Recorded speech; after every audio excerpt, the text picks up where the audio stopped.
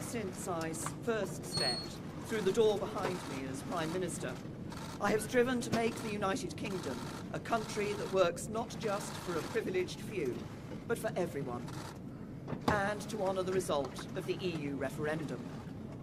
Back in 2016, we gave the British people a choice. Against all predictions, the British people voted to leave the European Union. I feel as certain today as I did 3 years ago that in a democracy, if you give people a choice, you have a duty to implement what they decide. I have done my best to do that. I negotiated the terms of our exit and a new relationship with our closest neighbours that protects jobs, our security and our union. I have done everything I can to convince MPs to back that deal. Sadly, I have not been able to do so. I tried 3 times. I believe it was right to persevere, even when the odds against success seemed high. But it is now clear to me that it is in the best interests of the country for a new Prime Minister to lead that effort.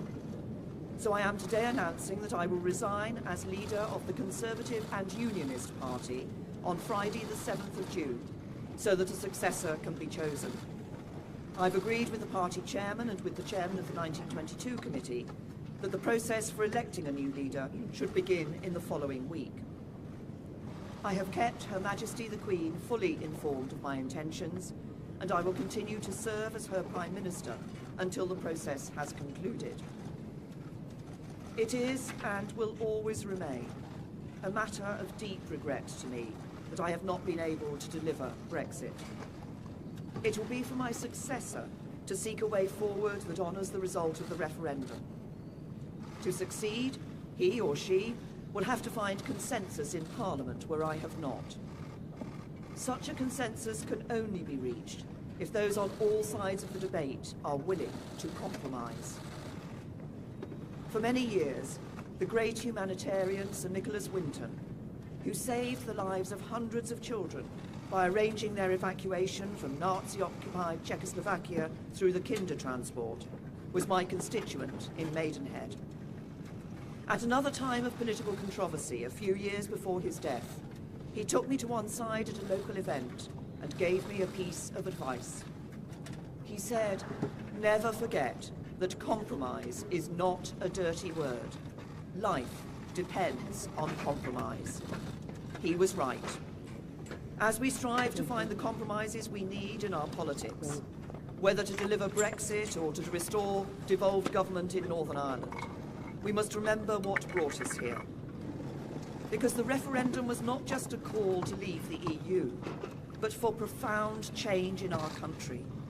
A call to make the United Kingdom a country that truly works for everyone. I'm proud of the progress we have made over the last 3 years. We have completed the work that David Cameron and George Osborne started. The deficit is almost eliminated. Our national debt is falling and we are bringing an end to austerity.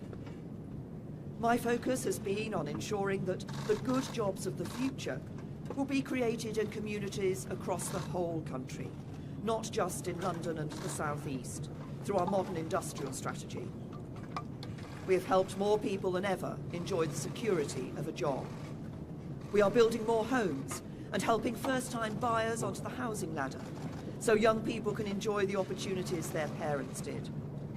And we are protecting the environment, eliminating plastic waste, tackling climate change, and improving air quality.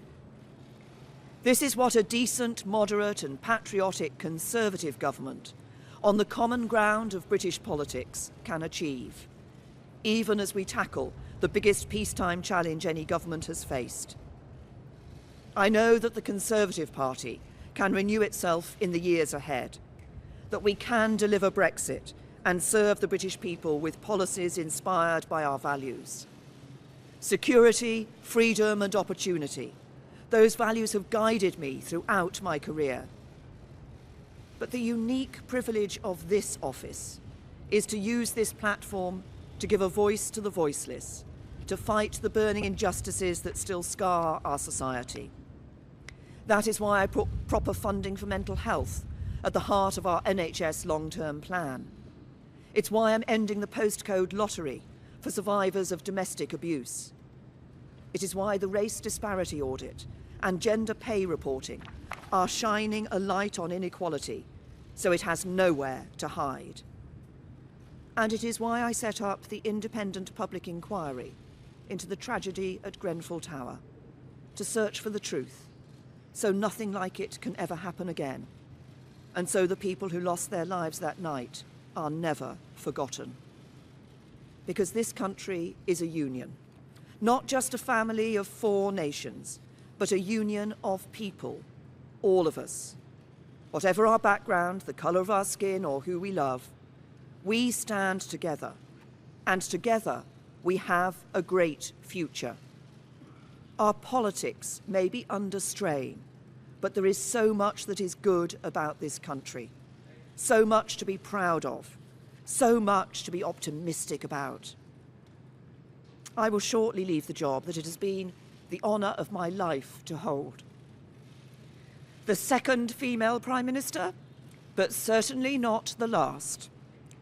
I do so with no ill will, but with enormous and enduring gratitude to have had the opportunity to serve the country I love.